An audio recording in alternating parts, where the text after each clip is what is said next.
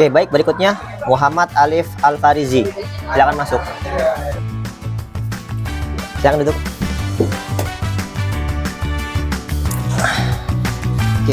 Oke, dengan Mas Muhammad Alif Al-Farizi. Iya. Panggilannya Alif. Oke.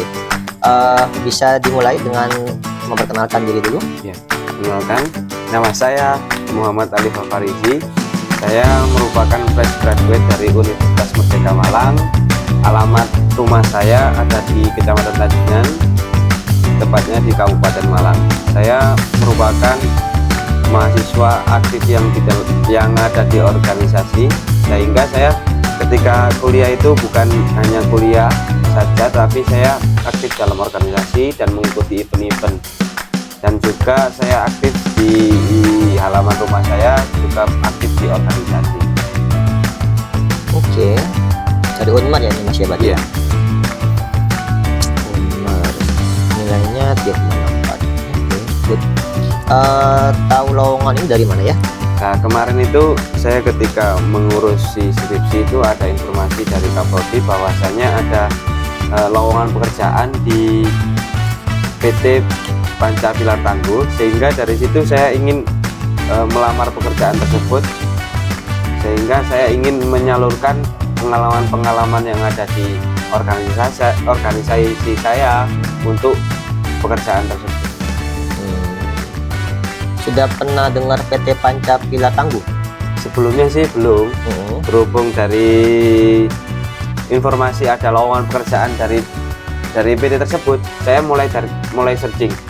Oke, apa yang Anda ketahui tentang PT kami? Pada PT Pancapilar Tangguh ini yang awalnya berdiri di Semarang pada 1998, yang itu bergerak pada distributor rokok Palmal. Dari situ terus ada cabangnya, bahkan saya kemarin melihat di Google itu ada di Malang juga, ada di Belimbing tepatnya. Oke. Saya lihat nih kalau dari pengalaman organisasinya lumayan ya. Pernah di BEM juga ini berarti ini. Terus SDGs ini apa Mas? SDGs itu semacam kayak kita sensus penduduk. Oke. Jadi sensus penduduk mulai dari pekerjaan, yang mulai dari kondisi rumah tangganya itu dilihat. Wah, ini berarti secara pengalaman organisasi lumayan ya ini ya. Iya. Oke, bisa disimpulkan nggak kira-kira apa kelemahan dan kelebihan dari Mas Alif ini? Ya, untuk kelebihan saya sih, saya lebih mudah untuk kenal dengan orang-orang baru, lebih mudah membaur dengan orang-orang baru. Nah, itu merupakan saya menganggap itu kelebihan saya, karena saya melihat banyak orang itu untuk cenderung sulit untuk berkomunikasi atau berinteraksi dengan orang-orang baru, dan juga saya memiliki kepekaan dalam sosial. Ketika teman saya ada problematika seperti ini, saya itu peka, oh kenapa sih anak ini, dan juga di organisasi juga saya melihat anggota-anggota saya ada problematika, itu ada kepekaan sendiri di dalam diri saya, kok bisa seperti ini. Dari situlah saya menganggap, oh ternyata saya ada memiliki kelebihan seperti ini. Nah, untuk kelemahan saya, terkadang saya memang dianggap teman-teman itu memiliki kelebihan untuk mudah public speaking, tetapi saya menganggap diri saya masih kurang. Kadang ketika saya melakukan public speaking itu ada belepotan, ada tersendat-sendatnya, itu merupakan kelemahan saya. Terus juga ada kekurangan saya untuk literasi membaca itu.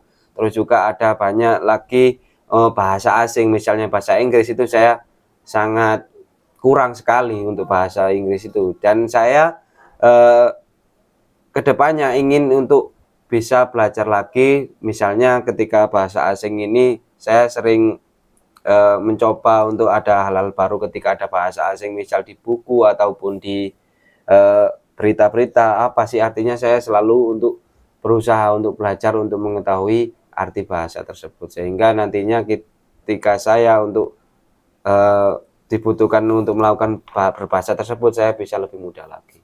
Oke. Ini kan melamarnya di bagian admin ya, administrasi gudang ya. Dari yang tadi dijelaskan sama Mas Alif ya, kelebihannya kan mudah akrab dengan orang baru kan gitu. apa yang bisa ditonjolkan dari kelebihan itu, kemudian terkait dengan posisi yang akan dilamar ini? Apa yang korelasinya apa nih? Ya, mengapa saya bilang seperti tadi, karena di admin gudang ini kan kita bertemu dengan banyak orang. Pastinya di admin gudang ini kan pastinya ada orang yang ngirim barang dan juga orang yang mengambil barang, ada yang memasukkan barang, ada yang mengeluarkan barang. Lah itu tentunya saya kan pasti bertemu dengan orang-orang baru, khususnya orang-orang yang datang mengirim pastinya tidak sama orang-orang itu saja. Lah dengan saya menjadi admin gudang, dengan saya memiliki komunikasi yang menurut teman saya tadi baik, itu sangat membantu untuk pekerjaan admin gudang ini, karena komunikasi itu sangatlah penting untuk dalam melakukan kinerja suatu perusahaan. Oke. Ya. Ini kalau pengalamannya ini saya baca lumayan banyak ya. Nah, mungkin bisa di-sharekan ke saya satu prestasi yang Mas Alif pernah lakukan ya. Satu ya mungkin faktual lah, kayak di organisasi ataupun di kelas, prestasi yang Mas Alif pernah lakukan. Ya, dulu itu saya pernah menjadi di situ, di pengalaman lain-lain itu saya awalnya mengikuti ada rekomendasi dari pemerintahan desa di dusun saya. Yang mana tuh? Bapak Kepala Dusun. Tahun berapa ini? Tahun 2018 itu awalnya saya dijadikan anggota KPPS. Setelah itu dari perangkat itu ada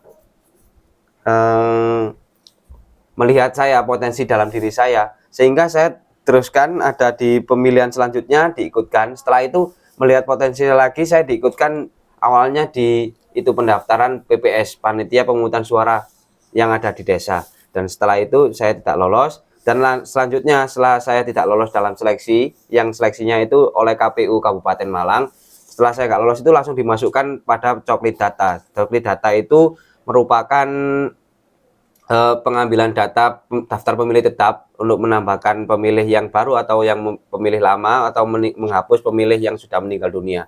Setelah itu dari progres saya itu, saya terus dipanggil saja sama dari pihak desa untuk mengikuti ketika ada kayak semacam sesut penduduk ataupun pemilihan itu, sampai akhirnya kemarin terakhir saya dijadikan ketua KPPS, ketua pemungutan suara itu dari progres saya itu.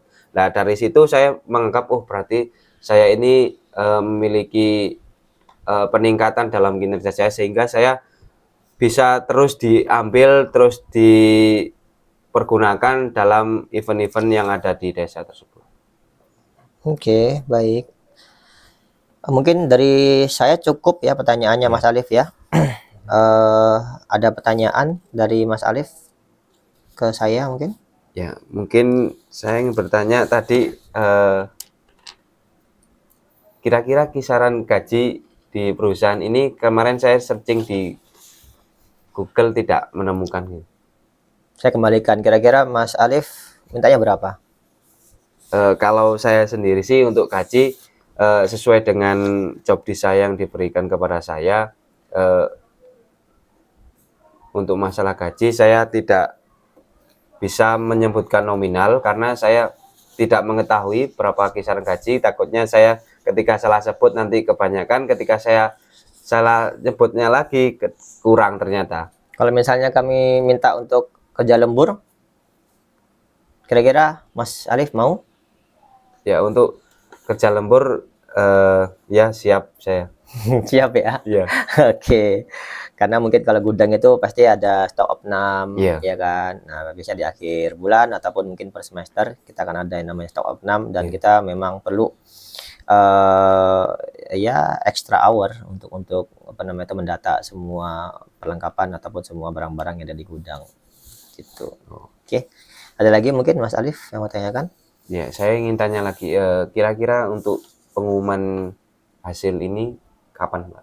Ya, ini nanti kita akan kita masih ada beberapa kandidat lain ya yang mau kita interview.